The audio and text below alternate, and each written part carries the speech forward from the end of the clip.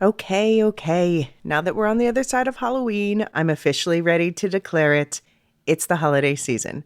And shopping early this year is definitely a good idea with all of the shipping uncertainties. Luckily, Uncommon Goods takes the stress out of gifting with thousands of unique, high quality finds you won't see anywhere else, so that you can cross the important names off your list and relax.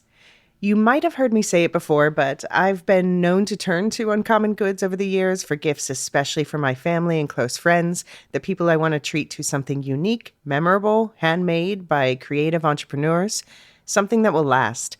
I've especially plundered the puzzle categories, bought lots of unusual jewelry and accessories. One time I got my friend's son these little baby booties shaped like tacos that still make me laugh every time I see a picture of them. And bonus, with every purchase you make at Uncommon Goods, they give $1 to a nonprofit partner of your choice. They've donated more than $3.1 million to date, so now is the perfect time to start exploring their site before your new favorite gifts sell out. And while you can take advantage of the limited time Lorehounds discount and get 15% off. So don't wait. Cross those names off your list before the rush. To get 15% off your next gift, go to uncommongoods.com/lorehounds. That's uncommongoods.com/lorehounds for 15% off. Uncommon Goods. We're all out of the ordinary. Welcome to the Lorehounds and our special coverage of the PBS miniseries, The American Revolution. I'm David.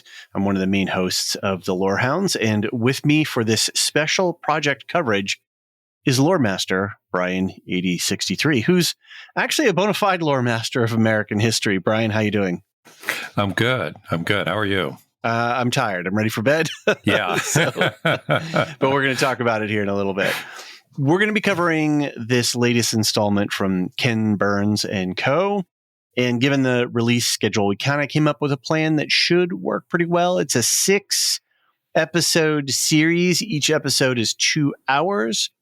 And they're starting tonight, November 16th, and then concluding on the 21st, Friday the 21st. And we have to double check. Maybe they released them all, but I know they released episode 1 a little earlier. So maybe that's something we should keep our eyes on because, the earlier we can start watching it, the sooner that we can get this recordings done.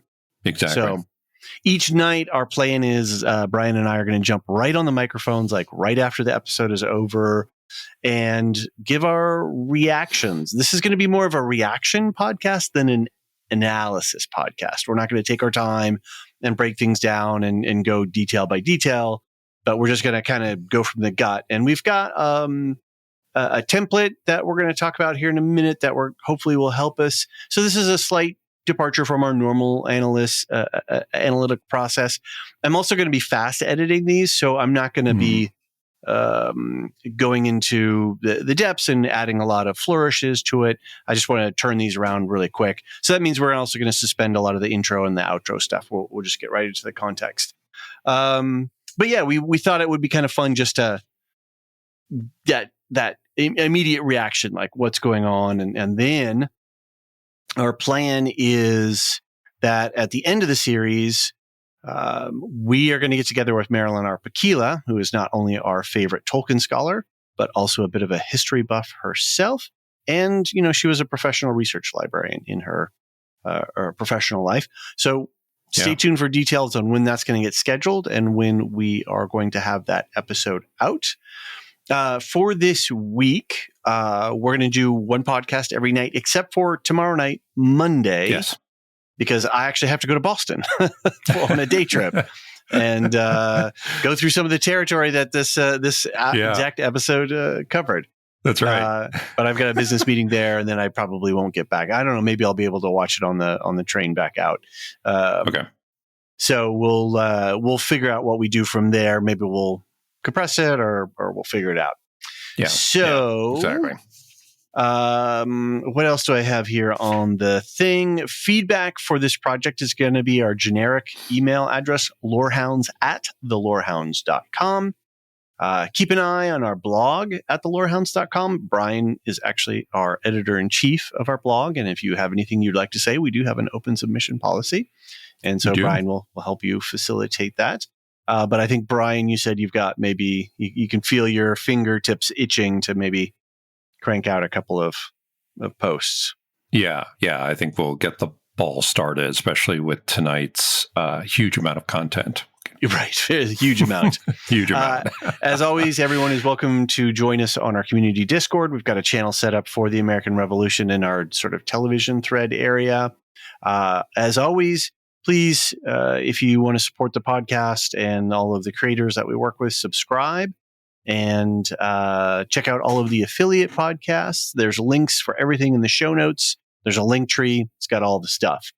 Bryan, why don't you clue us in a little bit to your professional background? Because this is, I think you work in a little bit more of a more modern age, but you still are a history person. So why don't you explain to us all what it is that you're trained in and what you actually work in? Yeah, absolutely. And thank you, David, for doing this and inviting me on. This is a real pleasure. So I hold advanced degrees in history and, like Marilyn, library science. Okay. I currently work in presidential and political history of America, and that is the modern times, basically from the 1980s to today. But I also was a National Park Service ranger. So was I. Oh, yeah? Yeah. Oh, I was law enforcement. I'm guessing you were interpretive, or? Yes, that's right. That's right. Yeah, the James Garfield home in Ohio. Awesome. But more relevant to this podcast and this show, I was research librarian at Monticello. Oh, wow. Yeah. Okay. So I worked at Monticello, and I consulted at Montpelier, home of James Madison. Okay. So I have kind of that background. I worked at a couple other presidential sites as well. And so I kind of dabble in all kinds of centuries of political history. Right. Perfect. And the show is a little different, right, as you were alluding to, David, what we usually do.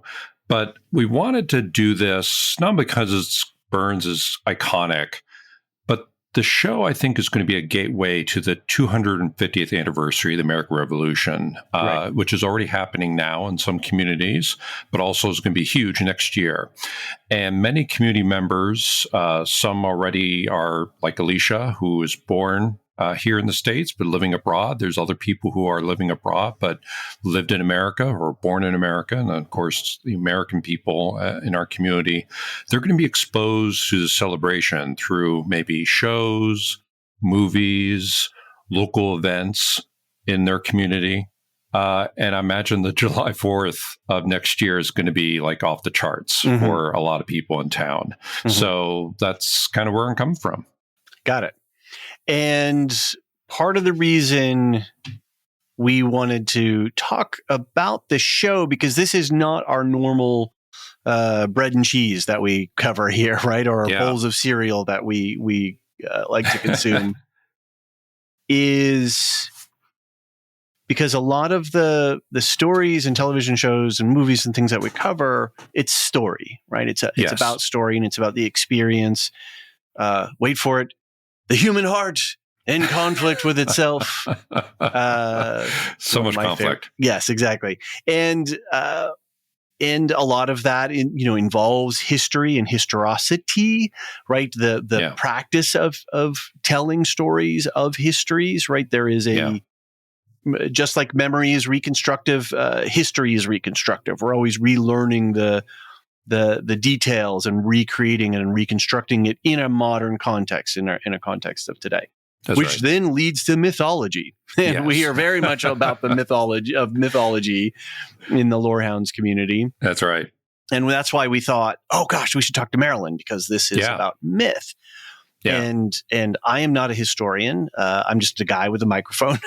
And I have an average American educational background and an understanding of the history of the country, which I call home, and am a proud member, conflicted at times, when our government does things that I don't know that I necessarily agree with. But the idea that Ken Burns is bringing the show, and as I understand it, they did not intend this to be released around the 250th anniversary. They just started doing the story because, oh my gosh, we have to do this story. Yeah, this was 10 years ago. Right. Yeah. And as they started working on it, they realized, oh, this may line up. And the other weird thing is that it's also lining up with a whole bunch of deeply challenging things that are happening politically in our country right now. That's right. And so That's it's this kind of a timely thing. And we wanted to examine this because it is a very Lorehoundy thing for us, even though it's not laser beams and dragons and, or prestige television. We don't really do documentary stuff. Spoilers, spoiler warning for the show. Who wins? That's right. So I think that's part of what was the motivation. And I think for me, some of the motivation too was to learn some of the history that I didn't know, the messier history. Yeah. We have a mythology about the, Paul Revere and Franklin and, all these other founding fathers. We have a whole generation of kids now whose primary framework of their political history is set to a hip hop musical. Yeah. Which is on constant rotation in my house right now. My daughter is like fully into it. My daughter as well. Yeah. Yeah. And it it's minor, but indulge me with a minor anecdote here. I started watching it, screen off 7:30 in our house. My daughter's screen off time is 7:30. And then she's got to be in bed sort of 8:39, right? And get to sleep. And so she had some laundry to fold, which she doesn't normally do, without a lot of prompting and sort of, thing. She spontaneously started folding her laundry on the back of the couch, standing behind me, watching as the show is playing. And she was hearing names and places, and, we live in New England. And so all this stuff. And she got really, she's 10 years old and she's like really engaged and primed. And I think Hamilton has primed her a lot for, receiving some of this history. Yeah. But anyway, the idea of, hey, there was a lot more going on during the Revolution than this mythology that we have of all of the, of these brave colonists, dumping some tea and then throwing, throwing the British out. It was a lot more complex and a lot more messy. And there's a lot more to discuss and understand the roots of our country's history and some of our tendencies that are really deeply buried in here that come out quite often in times of stress and in times of change. Exactly. Well said. And the other thing, we get out of the stories, it seemed to be inevitable that we would have freedom. We would win, but that is not true. Right. So all the decisions they're trying to make is in the moment, and we don't know what's going to happen. So, this tit for tat, for example, that we see in this episode really shows like Parliament does things, and some of the colonists do things, then the Parliament responds, and then the colonists respond, and it's back and forth, and it gets really, really messy. Right. So to help us through each night, you came up, you can talk about this in a little second, a bit of a template so that we're not just swimming around in, I like this and I didn't, whatever, that we have a little format that we can follow, and that helps us organize our thoughts and then gives the podcast a little bit of structure. I'm just going to run the questions really quick so people can know what to expect. And then you can talk a little bit about where you got this and how we're going to use it. And then you can kind of lead us through the questions as we interrogate the text, such as it was on screen. So the questions we have are: what things stood out? What did you like? What did you dislike? What would you want to know more about? Did this really happen? And what are the story or stories Burns is telling? And how well did he tell it? So where did this come? This template came from somewhere else. Yes, I cannot take full credit. And I was listening to a longtime Civil War blogger and podcaster historian, Kevin Levin, who does Civil War Memory podcast. And he did an actual episode coming up before the Burns episode tonight. And he said, have a piece of paper next to you while you're watching this with maybe some of these questions. And I really liked those kinds of questions. Mhm. So I thought, well, this might be a good way for the two of us to kind of navigate this complex world that we're documentary that we're going to see. So that's hats off to Kevin for that one. Okay. Very cool. Yeah. Yeah. And I like the idea of having it because otherwise we could just sort of go all over the randomly place. talk about it. Yeah. And it's a lot of material. It is so much. Yeah. You forget. It's like, oh, it's only 2 hours, whatever. Wow. Yeah. I kind of wish it was a 12-week series, one a week. From a podcaster standpoint, that would be the selfish thing that I would appreciate. Oh, I was telling you, 100%. I had to get my daughter to bed. It was getting close on 9, and I was like, okay, this is 12 hours. It's 6 episodes. Once the episodes have aired, because she's not used to the idea of episodes airing, because everything's streaming. I was like, we can watch this, as a family, as one of our family viewing things at any time. And she was like, I don't want to go to bed. And I'm like, it's going to be there. Don't worry. We're going to watch more of it. So that's right. So that said, let's get into it. Episode 1, In Order to Be Free, covering the years 1754 to 1775. So why don't you lead us through? Okay. So our first question is, what things stood out? Mm-hmm. And do you want to go for it there? Sure. And this is going to contrast a little bit with what I, quote unquote, I disliked later on, because he starts the series...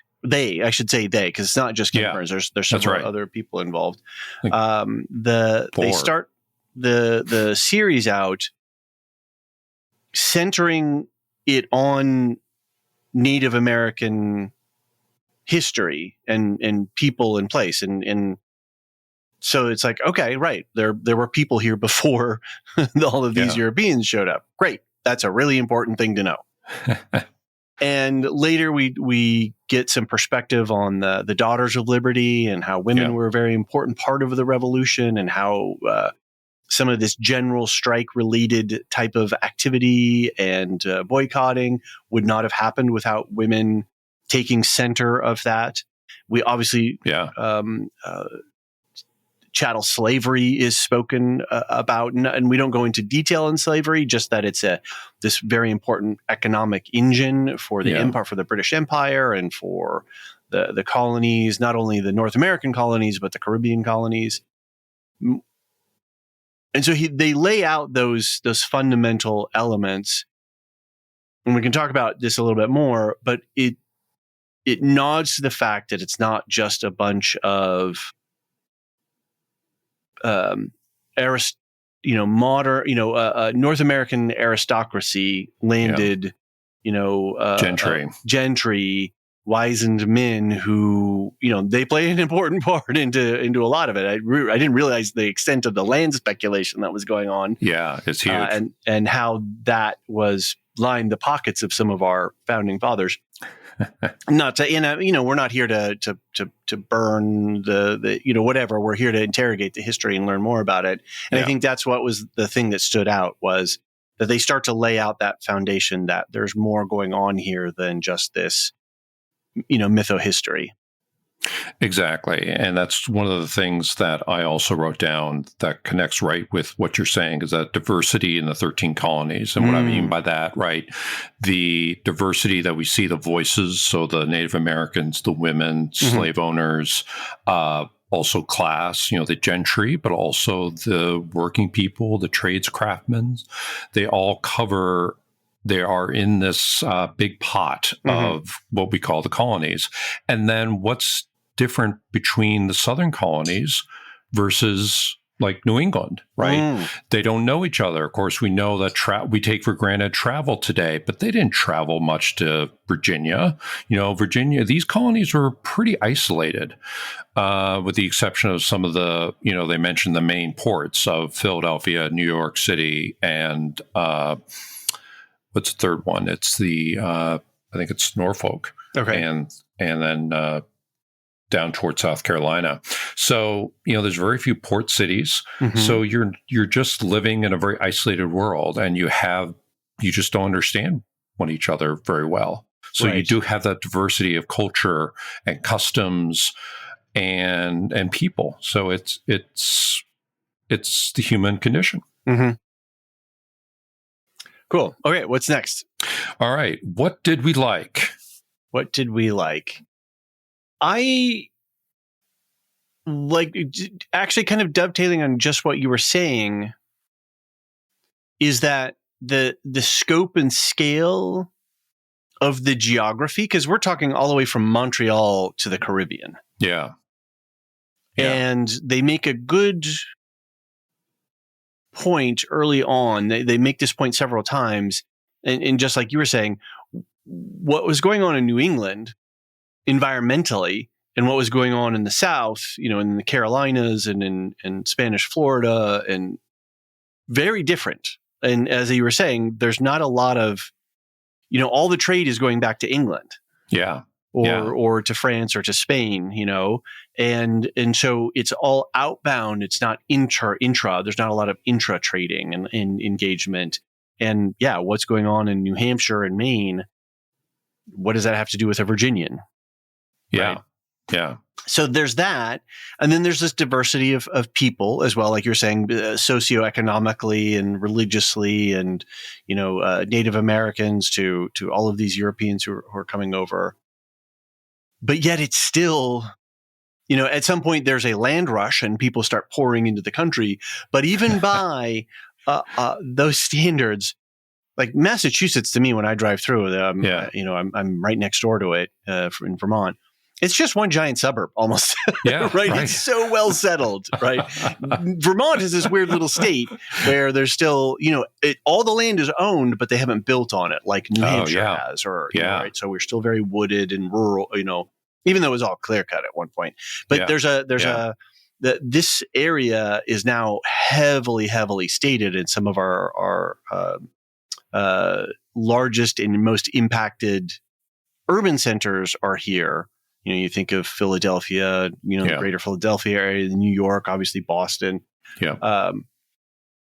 But that there is this massive diversity and this huge scope. And so that plays a role when I was thinking about this, it plays a role into, well, why isn't Britain just in control? Or why are they chasing? Why is everybody chasing each other around? Because it's a really big landscape.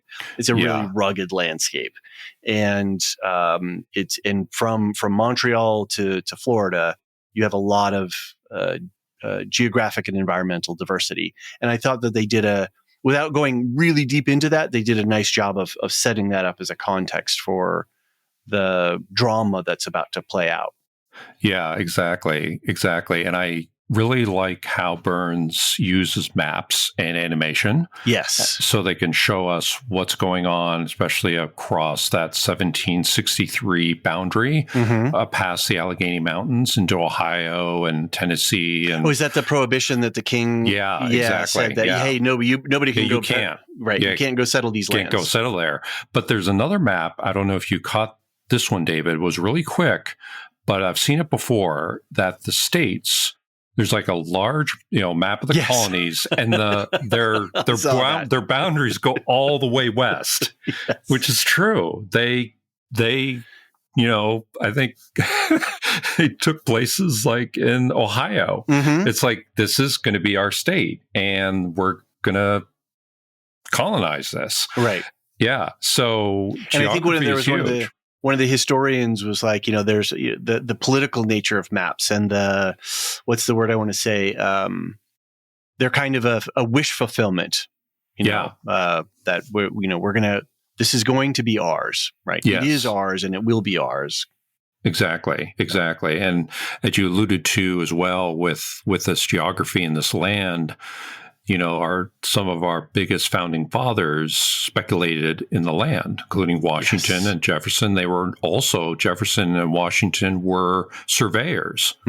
So they had a twofer. They could bring their cash on hand, and they could do some surveying and get some choice property. Which boggles my mind, because by whose authority are you purveying this land that you're reselling it? Like, you really are, you're taking land that's already occupied and already known and already utilized and then just appropriating it for yourself by the fact that you just are saying, I now own this land, and I paid I might have paid some filing fee at a clerk's office, but now it's my land, and now I have the right to resell it. Yeah, exactly. It's wild to me. That's just wild. Yeah. And the whole thing that we see in this episode too is this land rush. Yes. This and they talk about it in the show, is that you're fixed, you're locked in. If you're in Europe, you're in England, you're in France, but wherever, you're locked into hereditary, to social, to generations upon generations of whose land you're on, and how your productivity, if you're a laborer, how your productivity is moving up the chain, right? And you are it's extractive, right? The wealth is being extracted up to the point that it's. I made this in my notes. Enshittification has long been going on, in the sense that I'm going to maximize profit and decrease the value of the goods or services that I'm providing, right? To the point that I'm almost compromising it. And there's this idea that landowners at that time were just vampirically sucking the lifeblood out of the people who were working the land, to the point that you had no quote unquote freedom or liberty for yourself. And you were your children, you would never see anything but servitude, and nor would your children. And so when a whole new continent opens up, where and of course I only know this from the Hamilton musical, when Washington says, I want to sit under my own vine, right? This idea that, hey, I could go out and have liberty in this place where my labors are for me. And my family, and I can build that up. Man, that's attractive. That's hugely attractive. Yeah.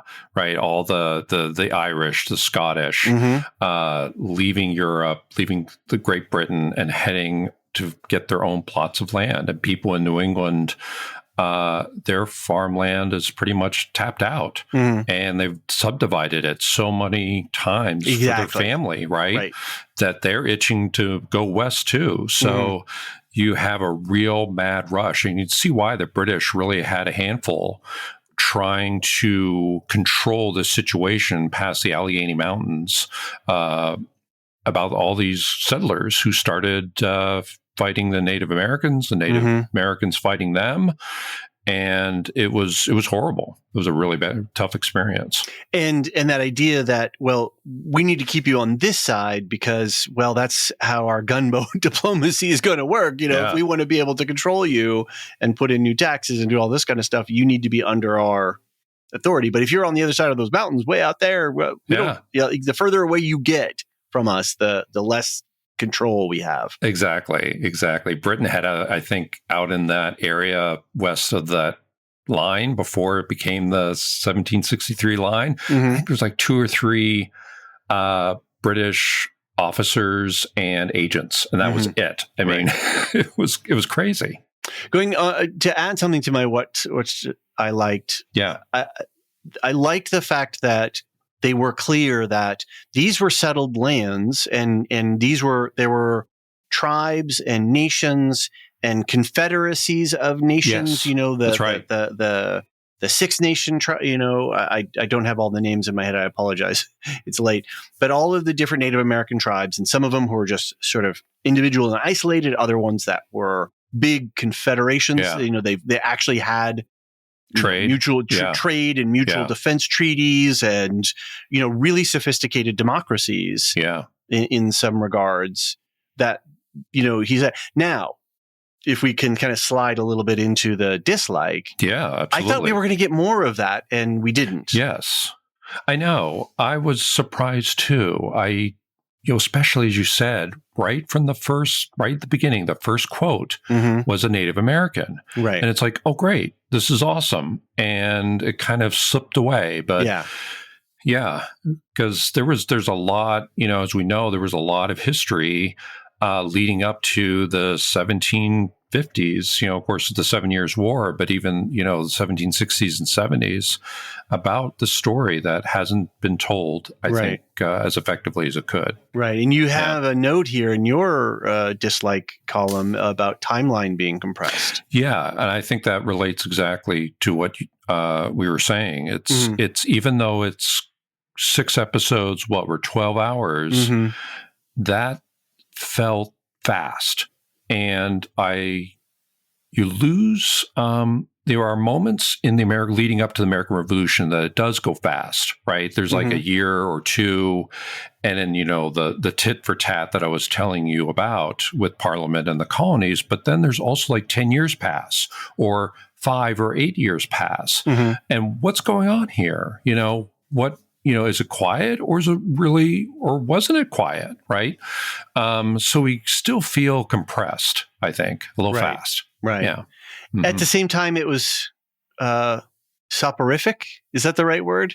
Yeah. I was really fighting falling asleep in the last 40 minutes or so. Yeah. Yeah.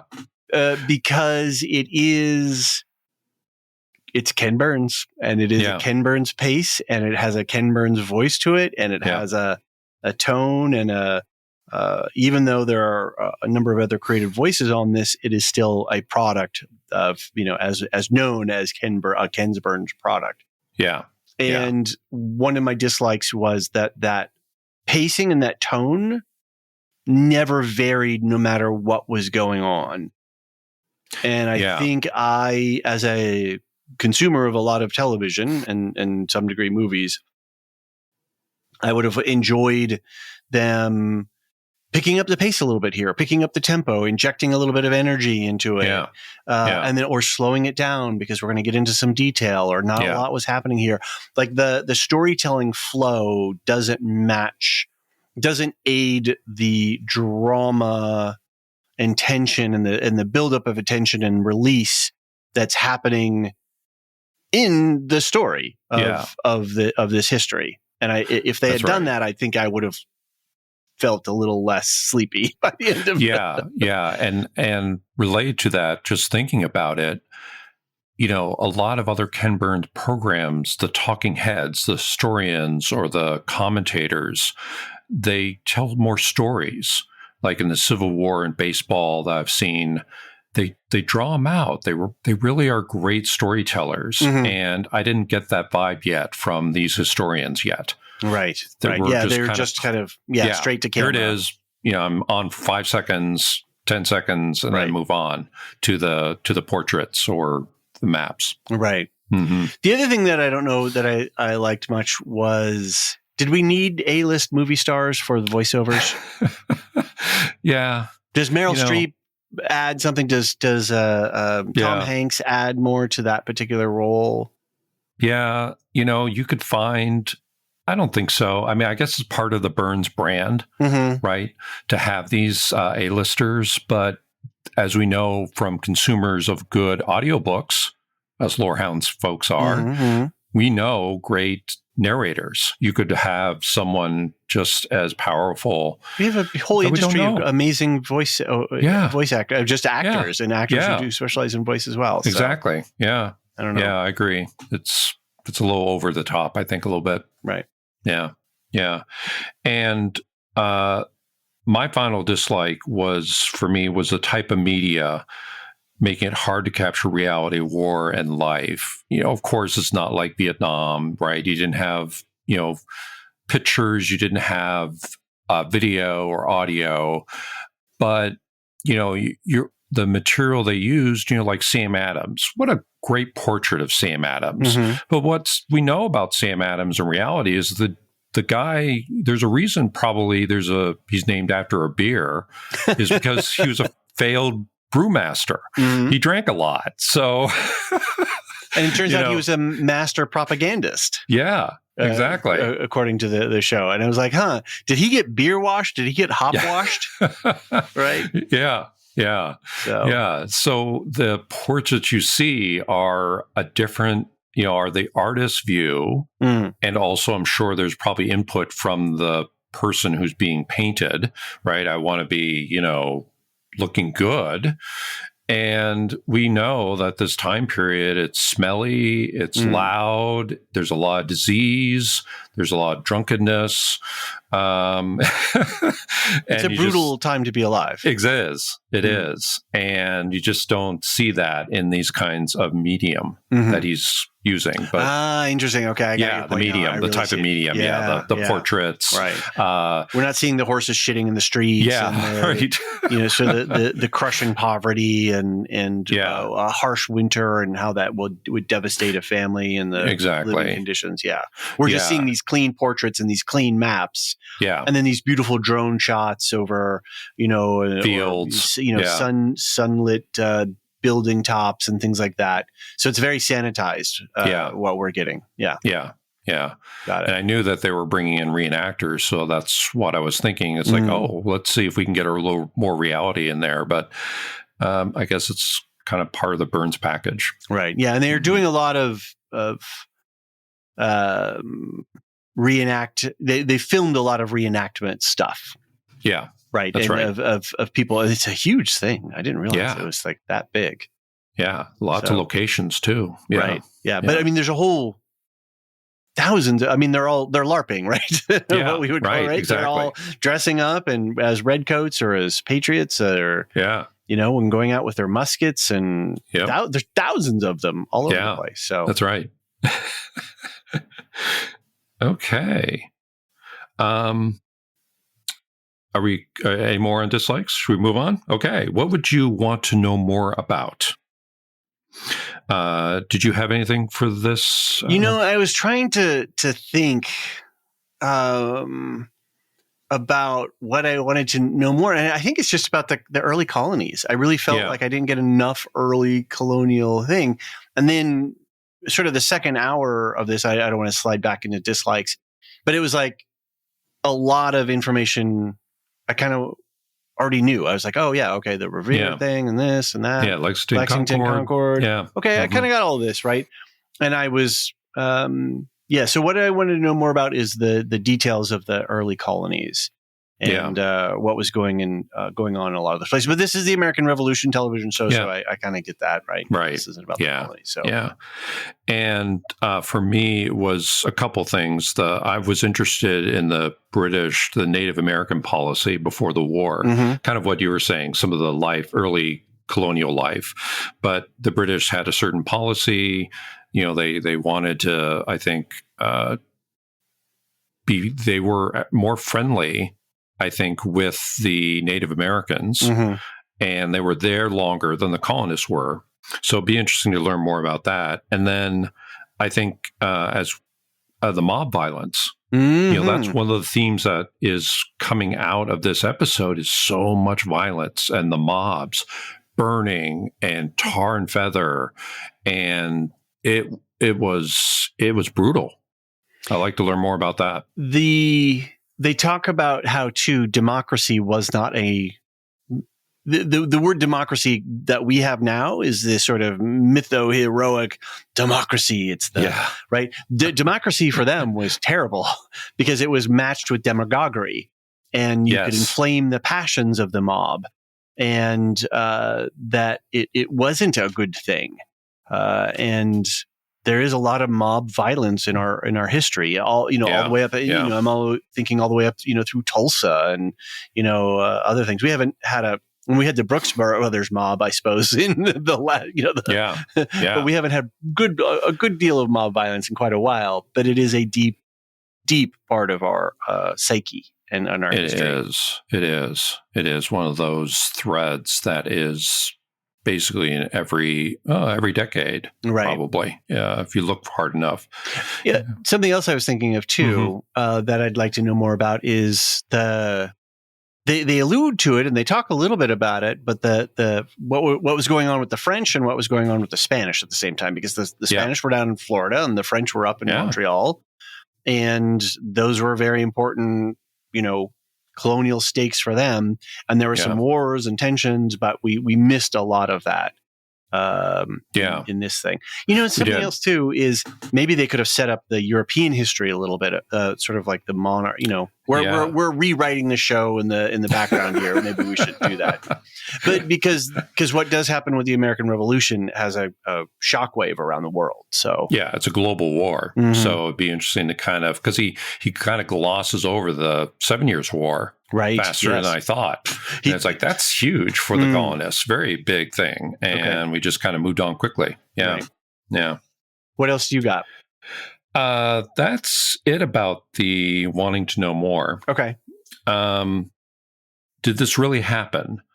I don't have much. I didn't have anything either because it's Ken Burns. It's Ken Burns, yeah. I would assume that everything is really well researched here. Yeah, I think this would be this question might be light, but we'll put these questions in the Discord and maybe people will throw up something, as well. Well, maybe rather than just the veracity of a fact, like, oh my God, what are things that surprised us or that we didn't think of, rather than just did it really happen? Yeah. And for me, one of the things that really surprised me was like, damn, George Washington, that he survived the as a young soldier and a militia commander and the 7 Years' War, and like all that he survived, through all the way through the Revolutionary War is astounding.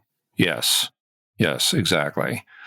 I don't know how many other men, who had as many battles and engagements as he had, lived to tell those tales, and then to go on to be, the first president of the United States. So, because he was there during 7 Years' War, the front lines. Mm-hmm.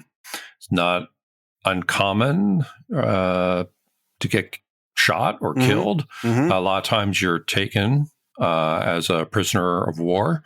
A couple British generals actually got caught and were traded later on, and that's going to happen in the American Revolution. There's a lot of people who are going to be taken by prisoner of war, and they may be exchanged. But he was very lucky. Right. Very lucky. Right. Yeah. So I think we should change this to the things that we're surprised by or excited by, rather than that really happened. Yeah. I would hope so. Yeah. Given the caliber of this. Cool. Okay. What are the stories Burns is telling, and how well did he tell it? So I guess he definitely is telling the mythology of the American Revolution. In this episode, we get the Boston Tea Party, such as it is. Yeah. I'm going to be there tomorrow. There's actually a little boat in the little harbor area, and they have like crates that are tied to ropes, and you can throw them off, and this, then they have the ropes so that you can haul them back up.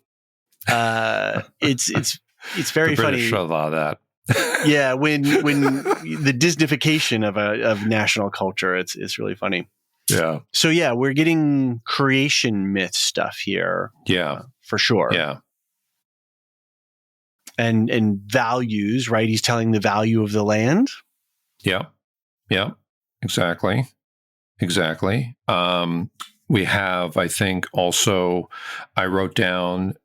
The story is also, I don't know if it's intentional, but what resonated one of the stories that resonated with me was the violence.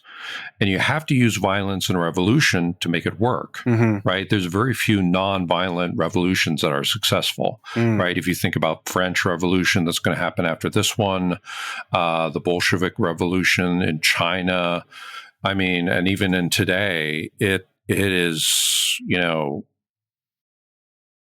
it kind of gets sanitized, or you just don't capture it when you're sitting in high school or whatever. It's like, oh yeah, there was this battle and we won and then we moved on, and and it's like the story is about the hardship of violence. And even toward the end, we had this refugees, right, in Boston, which was really good. That's another story, part of the hardship and violence in revolution. So that's an interesting story. Have you listened to the Revolutions podcast at all? I have not. Okay.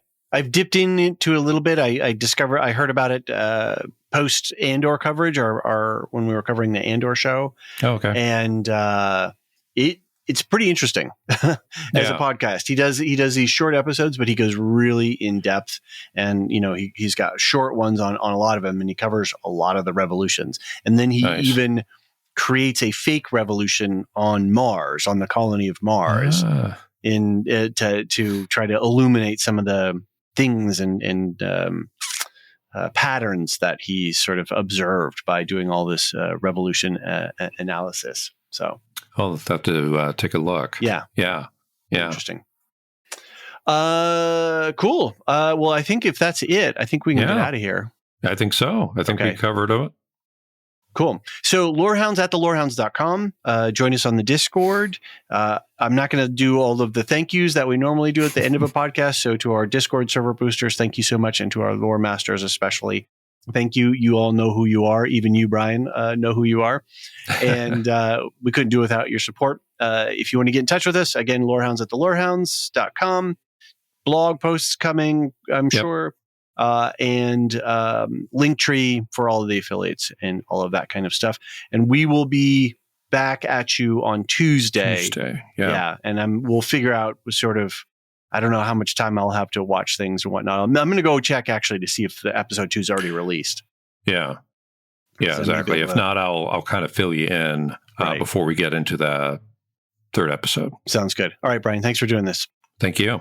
The Lorehounds podcast is produced and published by the Lorehounds. You can send questions and comments to lorehounds at thelorehounds.com. Get ad-free access to all Lorehounds podcasts on Patreon or Supercast, and connect with us on Blue Sky and join us on our Discord server. Links for everything are in the link tree in the show notes of this episode. Any opinions stated are ours personally and do not reflect the opinion of or belong to any employers or other entities. Thanks for listening.